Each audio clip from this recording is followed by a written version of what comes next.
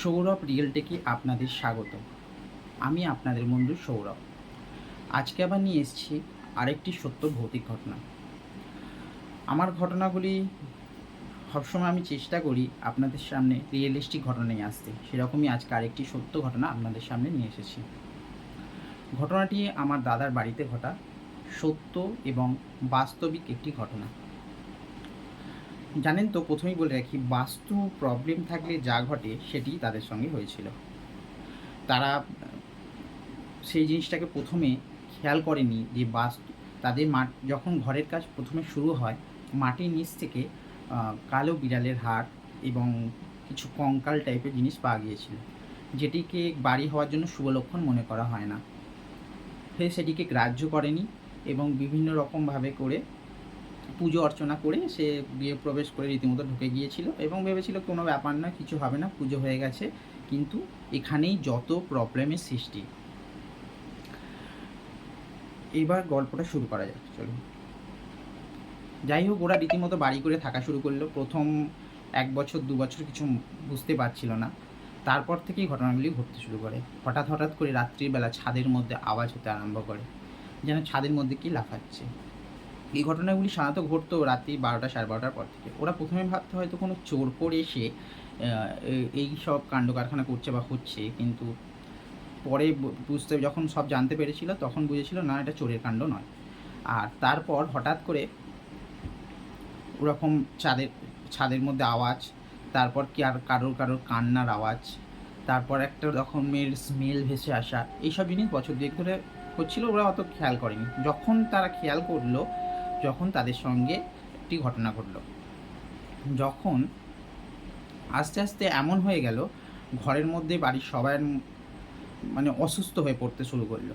হঠাৎ কিছু নেই, কোথাও কিছু নেই, সবার মধ্যে হঠাৎ এমন ধরনের রোগ দেখা দিতে আরম্ভ করলো, যেটা সায়েন্স হয়ে অবাক হয়ে যায়।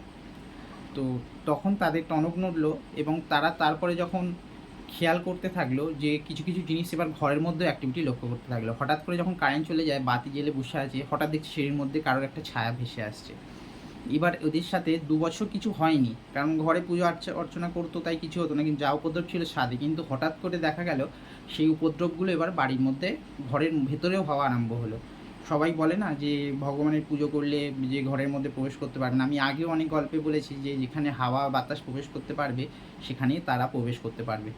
এই জিনিসগুলো এইভাবে ঘটনা ঘটতে থাকবে তাদের সঙ্গে। তারা চোখের সামনে হঠাৎ করে দেখতে পেলো। তারা বিভিন্ন জায়গায়, আপনি তান্ত্রিক বলুন, সাধু বলুন, এইসব লোকেদের কাছে গিয়ে বললো ব্যাপারটা যে এরকম কেন হচ্ছে, আমাদের সবার শরীর খারাপ, সেই করে। তখন তারা বললো যে তোমার ঘরের মধ্যে এরকম অনেকজনের বাসা বেঁধে নিয়েছে, তারা দল বেঁধে এইসব কাণ্ড করছে।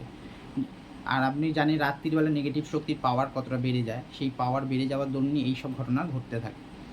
যাই হোক, ওরা ভীত সন্ত্রস্ত অবস্থা সবার মধ্যে।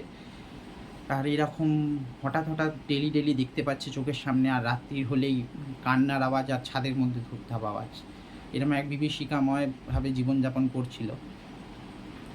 তবু ওরা বিভিন্ন জায়গায় গেছে, কিন্তু কোথাও কিছু হচ্ছিল না। অবশেষে একটি শিব মন্দিরের একজন পুরোহিত এসে তাদের এই ব্যাপারটিকে দেখে দিয়েছিল, কিন্তু এটাও বলে গেছে যে যদি সঠিকভাবে নিয়ম অর্চনা করে পূজা না করা হয়, তারা আবার আসবে, কারণ তারা এই গণ্ডি ছেড়ে যেতে পারেনি, তারা এই গণ্ডির মধ্যেই রয়ে গেছে। তিনি যাওয়ার আগে বলে গিয়েছিলেন যে এখানে এমন কিছু আছে, মানে একজন আর জন্য অনেকজন আত্মা রয়েছে যারা এখানে বাসা করে আছে, যাদের সেটা ঘর ছিল।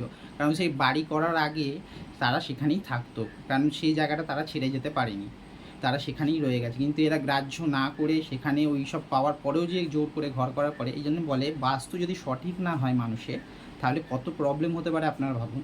ওই জন্য বলা হয় যে বাস্তু যেন ঠিক হয়। বাস্তু ঠিক থাকলেই মানুষের জীবনও ঠিক থাকবে, সংসার ঠিক থাকবে, সব সুখে শান্তিতে হবে। আজকের গল্প এইখানেই শেষ করছি। যদি ভালো লাগে লাইক এবং সাবস্ক্রাইব করে দেবেন। দেখা হবে পরবর্তী সত্য ঘটনা দিয়ে। আর আপনাদের যদি কোনো গল্প থেকে থাকে, আমাকে লিখে পাঠাতে পারেন আমার মেসেঞ্জার বা ইমেল আইডি নাম্বারে, যা পরবর্তী এপিসোডে পাঠ করে শোনাবো। আজ এইটুকুই, নমস্কার।